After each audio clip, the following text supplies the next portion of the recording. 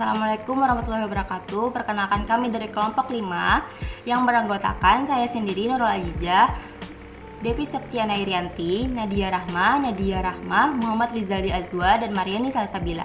Di sini kami akan menjelaskan tentang teknik Applied Behavior Analysis atau ABA dalam modifikasi perilaku. Perkenalkan, nama saya Devi Septiana Irianti. Saya di sini akan menjelaskan tentang pengertian metode LOVAS atau ABA. Metode LOVAS atau Applied Behavior Analysis adalah metode tata laksana perilaku yang didasarkan pada teori operant conditioning yang dipelopori oleh Bruce Frederick Skinner, seorang behavioralist dari Amerika Serikat. Dasar teori Skinner sendiri adalah pengendalian perilaku melalui manipulasi dan hukuman. Perilaku yang dibentuk melalui operant conditioning sangat bergantung pada kualitas penguat yang dimunculkan atau yang diberikan, manakala perilaku yang diharapkan telah muncul atau sebaliknya.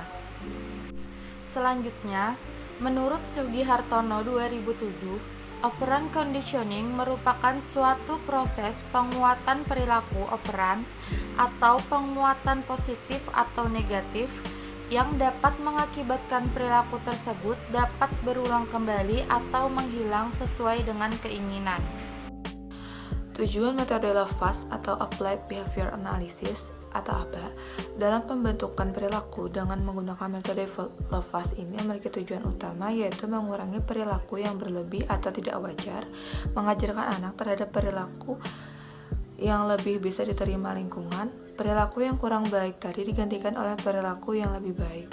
Semakin anak memahami berbagai hal di sekitarnya, anak semakin bisa melakukan berbagai hal dan mengajar ketinggalan-ketinggalannya. Semakin anak patuh akan aturan yang berlaku bagi anak seusianya, anak semakin bisa diharapkan dapat lebih membaur dengan sesama. Adapun beberapa pendapat ahli menurut Yusvan Azwadi 2005 mengatakan tujuan metode LOVAS adalah untuk meminimalkan kegagalan anak dan memaksimalkan keberhasilan anak. Selanjutnya, menurut Pramuji 2007 mengemukakan bahwa tujuan metode LOVAS adalah sebagai berikut: A. Komunikasi dua arah yang aktif. B. Anak mau menjawab saat ditanya. C. Anak mampu bersosialisasi. D. Menghilangkan atau meminimalkan perilaku yang tidak wajar. E. Mengejar materi akademik. F. Anak mampu melakukan bela diri dan keterampilan lain secara mandiri. Assalamualaikum warahmatullahi wabarakatuh. Di sini saya akan membacakan prinsip-prinsip ABA. Perilaku dapat terjadi biasanya didahului oleh suatu penyebab atau antecedent, sehingga perilaku nantinya akan menimbulkan suatu akibat atau bisa disebut dengan konsekuensi. Dalam hal menurut Prasetyo, bahwa prinsip dasar metode ABA dijabarkan sebagai A, B, C yang dikenal dengan operant conditioning. Pengertian akan rumusan ini sangat penting, terutama jika ingin menghilangkan perilaku aneh seorang anak. A. Antecedent yang diikuti dengan B. Behavior dan diikuti C. Konsekuensi. Selanjutnya, metode ABA memiliki konsep memecah suatu keterampilan menjadi kegiatan-kegiatan yang lebih kecil. Diajarkan secara sistematik, terstruktur, dan terukur. Sistem one-on-one atau satu guru satu murid, satu ruangan dengan instruksi spesifik yang jelas, singkat, konsisten, berulang-ulang sampai respon tanpa prompting, sehingga perlu adanya pemberian imbalan untuk memperkuat perilaku positif yang dimunculkan. Prinsip-prinsip dari teori perilaku yang bertujuan untuk mengubah, memperbaiki, dan meningkatkan perilaku spesifik dengan perilaku yang diterima secara sosial. Teknik pelaksanaan metode Applied Behavior Analysis.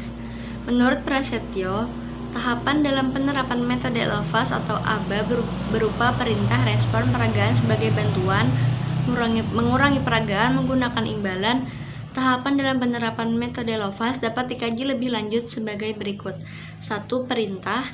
Perintah diberikan secara singkat, jelas, konsisten, hanya diberikan sekali, tidak diulang-ulang. Perintah singkat berupa satu kata, misal lihat, masukkan, ikuti, buka dan tunjuk. Perintah konsisten, tidak berubah-ubah, dan harus sama antara yang digunakan di sekolah dengan yang digunakan di rumah. Hal ini bertujuan agar anak mudah merangkap dan tidak menangkap makna yang berbeda dari perintah. 2. Respon. Anak akan merespon perintah dengan benar, setengah benar, salah, atau tidak ada respon sama sekali. Tunggu beberapa saat. Bila respon betul atau setengah betul pada perintah pertama atau kedua, kemudian beri imbalan. Selanjutnya, 3. Peragaan sebagai bantuan. Anak akan mengalami kesulitan dalam menerima perintah secara penuh, oleh karena itu perlu bantuan dalam melakukan keterampilan atau perilaku yang diinginkan. Yang keempat, mengurangi. Peragaan penggunaan peraga sebagai salah satu bantuan merupakan salah satu cara merespon yang benar. Namun cara ini biasanya akan menjadi ketergantungan anak. Oleh karena itu, perlu adanya pengurangan peragaan agar siswa mampu melakukan perintah secara mandiri dan tidak tergantung pada peragaan. Yang kelima dan yang terakhir, menggunakan imbalan. Imbalan digunakan sebagai hadiah bagi siswa yang merespon positif atau benar dari perintah guru.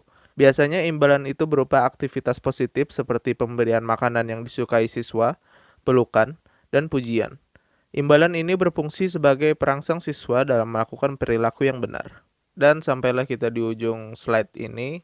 Terima kasih yang telah menonton video ini sampai habis. Salah hilaf mohon maaf. Wabillahi taufiq wal hidayah. Wassalamualaikum warahmatullahi wabarakatuh.